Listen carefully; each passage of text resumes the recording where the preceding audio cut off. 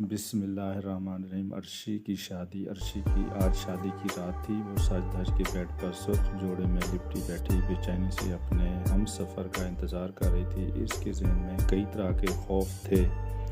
Arshi college की तालबा थी और अरशद से इसकी मुलाकात बस स्टॉप पर हुई थी। अरशद काले रंग की ऐनक लगाए और पैंट शर्ट में मलबूस अर्शी को तकता रहता था।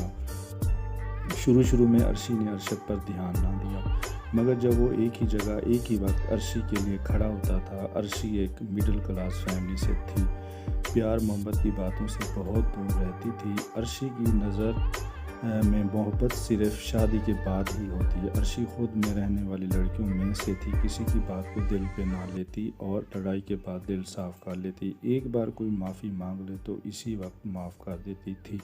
अर्शी के ख्वाब बहुत बड़े थे, मगर घर के हालात की वजह से इसके ख्वाब अधूरे रह गए। वो बस इन ख्वाबों को पूरा करना चाहती थी। अर्शी की उम्र लगभग 23-24 के करीब थी। अर्शी की आंखें नीली गहरी और होंठ गुलाबी थे।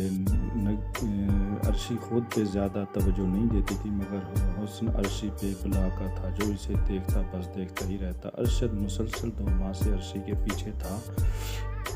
अर्शी को एहसास इस बात का तब हुआ जब वो अरशद पर निगाह डालती वो इसे ही देख रहा था। एक बार ख्याल आया कि क्यों ना इसकी शिकायत की जाए, मगर फिर बूढ़े वालिद का ख्याल आया कि बात आगे ना बढ़ जाए। अर्शी का वालिद मेहनत मजदूरी करता था। अर्शी के 2 भाई थे और जिसमें से एक निकम्मा था और दूसरा छोटा था जो मैट्रिक में पढ़ाई कर रहा था। वालदा अक्सर बीमार रहती थी। अर्शी घर का खर्चा चलाने के लिए घर में बच्चों की ट्यूशन पढ़ाया करती थी। घर का कुछ खर्चा वालिद और बाकी अर्शी संभालती थी। अर्शी को नावल कहानियाँ पढ़ने का बहुत शौक़ था। आप हर रोज़ मेरे रास्ते में क्यों खड़े होते हैं, मैं मुसलसल आपको देख रही हूँ। आखिरकार अर्शी ने अरशद से हिम्मत करके सवाल कर ही दिया। अर्शी का चेहरा चूँकि दूसरी तरफ था, वो नहीं चाहती थी कि कोई बात बने, इसलिए अर्शी दूसरी तरफ चेहरा करके बात कर रही थी। आप अपनी नहीं, कम से कम मेरी इज़्ज़त का तो ख्याल करें।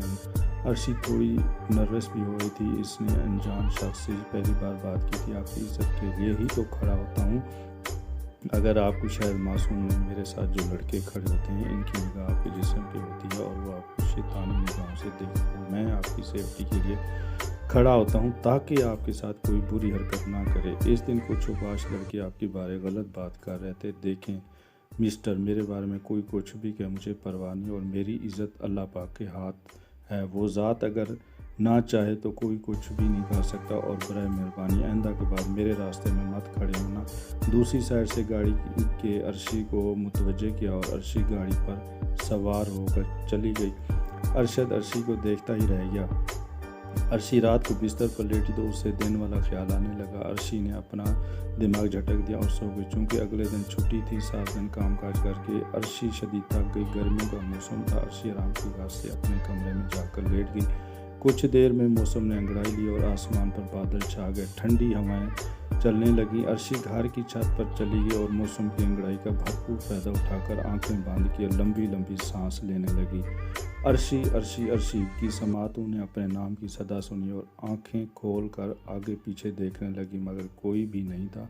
ये आवाज़ जानी पहचानी थी। गौर करने पर मालूम हुआ कि ये आवाज़ इसी बस स्टॉप वाले लड़के की है। बेचारे को मैंने ख्वाम में सुना दी। न जाने कौन था। इसका दिल न जाने क्यों दिल कर रहा था कि वो इस लड़के से माफ़ी मांगे। अर्शी ने फैसला कर इस लड़के से माफ़ी मांगे कि अगले दिन बस स्टॉप पर जाकर खड़ी हुई 1 घंटा गुजरने के बावजूद वो अनजान लड़का इसे कहीं नज़र न आया। अलबत्ता कुछ फ़िक्र सुनने को ज़रूर मिले। मेरी वीडियो अच्छी लगी तो सब्सक्राइब